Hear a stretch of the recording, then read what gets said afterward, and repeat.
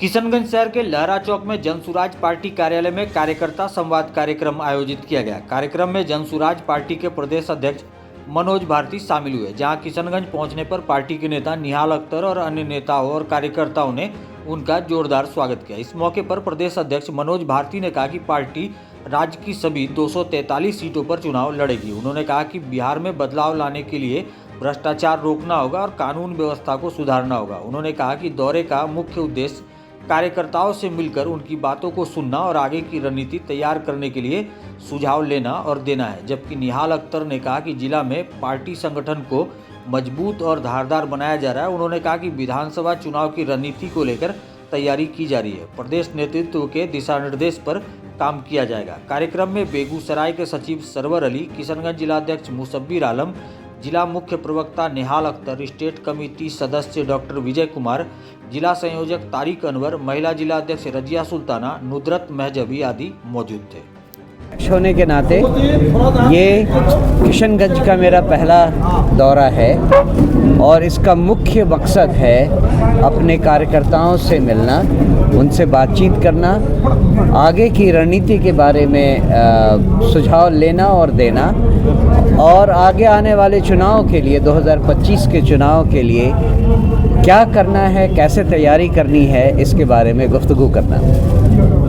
Jan Suraaj party पहली बार किशनगंज में आप प्रदेश अध्यक्ष के रूप में आए हैं, तो क्या लगता है सर, कितनी सीटों पर आप लोग चुनाव लड़ेंगे? चुनाव तो हम सारे सीटों पर लड़ेंगे, और चाहे वो किशनगंज में हो चाहे पूरे बिहार में हो, हम 243 सीटों पे बिहार में चुनाव लड़ेंगे।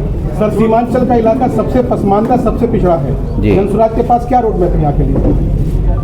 जनसुराज का रोड मैप पूरे बिहार के लिए एक सा है, और आपने सुना होगा प्रशांत किशोर जी ने पहले से ही कह रखा है कि हमारे विजन डॉक्यूमेंट में हर पंचायत के लिए अलग अलग स्ट्रैटेजी बनाई गई है।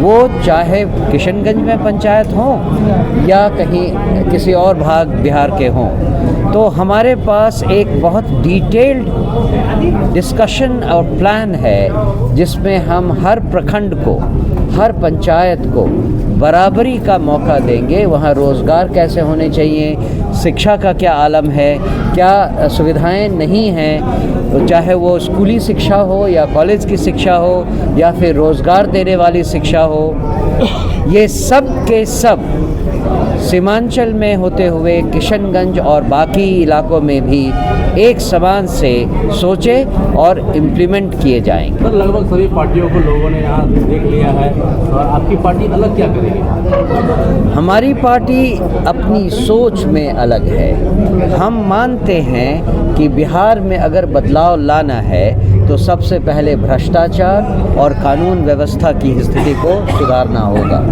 और मेरे ख्याल से भ्रष्टाचार की शुरुआत चुनाव से ही होती है, क्योंकि जो उम्मीदवार 7-10 करोड़ लगाकर चुनाव जीतता है वो विधायक और मंत्री बनने के बाद सबसे पहले वो पैसे वापस लेना चाहता है। तो भ्रष्टाचार की शुरुआत तो चुनाव के स्तर से ही शुरू हो जाती है। हम इसीलिए चाहते हैं कि जो हमारे उम्मीदवार बनेंगे वो उनको 7-10 करोड़ लगाने की ज़रूरत नहीं है। हमने कहा है कि वो अपने सामर्थ्य के हिसाब से पैसे लगाएंगे, बाकी उनको चुनाव जिताने का काम हमारी पार्टी करेगी।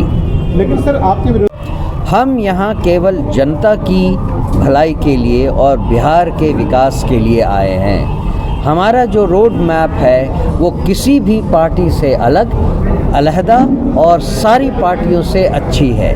हमारी पूरी सोच में एक लॉजिक है कि बच्चों के लिए क्या करना है, युवाओं के लिए क्या करना है, वृद्धों के लिए क्या करना है, महिलाओं को रोज़गार देने के लिए क्या करना है, किसानों के लिए क्या करना है, और बात जनता को समझानी है कि बिहार में बदलाव क्यों ज़रूरी है।